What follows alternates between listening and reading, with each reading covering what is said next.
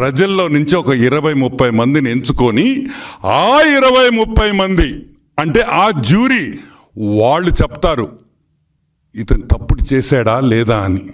కాబట్టి తప్పించుకోలేవు అని కూడా నేను మనవి చేస్తూ ఉన్నా. This is a trial by the jury. It is trial by jury, not by an independent court. It's a jury trial in US. కరెక్ట్గా సంవత్సరం లోపల జడ్జిమెంట్ వచ్చేస్తుంది.